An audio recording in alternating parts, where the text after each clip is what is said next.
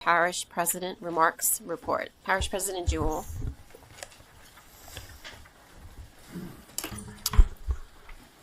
Okay, first we will start with our ribbon park, our ribbon cutting ceremony for Bethune Park. We recently celebrated the ribbon cutting of a newly renovated park, the newly renovated Bethune Park. This is located at 301 Bethune Street in Norco. This marks the first major renovation in more than 25 years at this site, which includes a new basketball court, which is covered, a brand new playground, a new pavilion, new lighting around our baseball fields, new fencing, new sail shades, new bleachers, improved drainage, and obviously signage honoring in remembrance of the Bethune High School that was there from 1952 to 1969. These renovations are possible thanks to Shell Norco's generous contribution of $500,000 that allowed us to purchase the additional playground equipment and cover the basketball court. Over to Montz Pump Station number 1 and number 2. We made history the other day when we broke ground on these two pump stations that are being built simultaneously in the Montz community. This is going to be the first ever permanent pumping stations in this area. This is a $32 million investment in drainage and flood protection, with $10 million of that being provided by the CPRA. This is going to more than triple the pumping capacity that Montz has right now, as they currently have a temporary station. So sea level construction has begun work on sheet pile at Montz 1 and doing clearing and grubbing at Montz 2. The project is expected to last approximately 18 months. I do want to say, since we have our Entergy folks, a thank you and a shout out, especially to you, Philip, for working with me to get the cost of the infrastructure needed to run the 9 350 horsepower electric pumps that are there. So we appreciate you working on us with the cost. I promise you're going to get it back when those bad boys are running. Again, thank you. That allowed us to be able to get the project through the construction or through the bidding phase without having to make major modifications in the budget. Moving over to the LaBranche Shoreline Protection Project. About 13,000 feet of shoreline in Lake Pontchartrain have now been protected by this shoreline project. This is in the northeast corner of St. Charles Parish. It actually starts on the Parish Line Canal, where you cross from Kenner into St. Charles Parish, and almost makes it all the way to the Wetland Watchers Park. So a really long run there. It's a $24 million improvement that's been put on by the CPRA. I went out there to see the final work that had been done, and I brought a good friend of mine, Mr. Milton Calm, who is turning 90, I think, at the end of this month, and has been a lifelong, what he calls a radical conservationist for the LaBranche Wetlands, and so he got to come out, and we let him toss the last rock there on the pile to complete the project. So that was a great day. This piece of marsh, I just want to say, has degraded significantly just during the engineering and construction of this project. And the project started around 2016 in its early, kind of its stage 0 phases. And so where they're laying the rock now is where the shoreline was. But the good news is that we've seen this type of protection work really well in other places, especially Lake Salvador, where the shoreline actually grew back out to meet the rocks, and we know that that's going to happen here. So we're excited to see this project done, and we want to keep going all the way up to the spillway on the other side. Okay, next we have our spillway waterline upgrades. As we know, we broke ground on this project earlier this year, but because of high water in the spillway and on the river, this project had to be halted.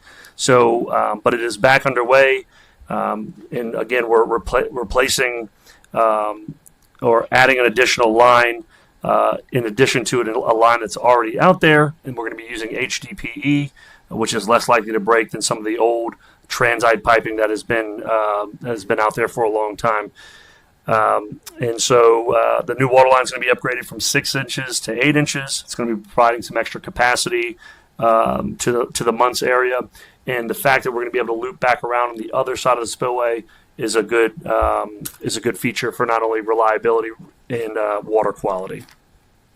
Okay, we've been working hard to transition a lot of our lift stations from the old enclosed wet well pumps to now the submersible lift stations. What you see as a picture is River Oaks lift station. It's about 80% completed this time. Crews are currently pouring concrete tops to the wet wells, valve pits, and electrical service pads. This keeps things safe for our residents, as well as creating safe passage for our crews in the instances of the needs that they have to maintain the station. And this is a part of a parish-wide initiative to upgrade our aging infrastructure, improve the long-term performance of the wastewater system, and to try to meet the needs of the future. We've been making significant investments in wastewater. We have some more investments that need to be made soon.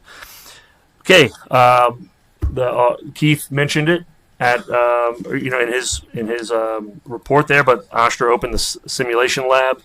He didn't get to show you this great picture of me listening to the breathing sounds. She didn't make it, unfortunately, but it's okay. They reset it, and it'll go again. They stripped me from my honorary medical degree that they had given me about 5 minutes before that. Okay, King Cat Fishing Tournament. You heard about this earlier. I'm not going to belabor everybody, but again, it's Bonnet-Carré Spillway, September 20th from 9 a.m. to 11 a.m. And we hope to see you out there.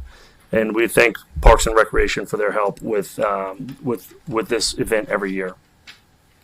2025 fall sports schedule practices for all fall sports have begun, and we're excited to see our athletes play in the coming weeks. Our Department of Parks and Recreation has officially released the 2025 fall sports schedule. Parents and coaches can view where their team will be playing this season on the Parks and Recreation website, www.scpparksandrec.com. And then we're going over to basketball registration is officially open. It's going to be open through September 19th. This is a hard deadline. I want to mention to the Parish Council that we have taken over all of the sign-ups on behalf of all the booster clubs to give some more consistency in this front-end experience when our residents are getting signed up. So all of the sign-ups are going through one link instead of each booster club having their own link.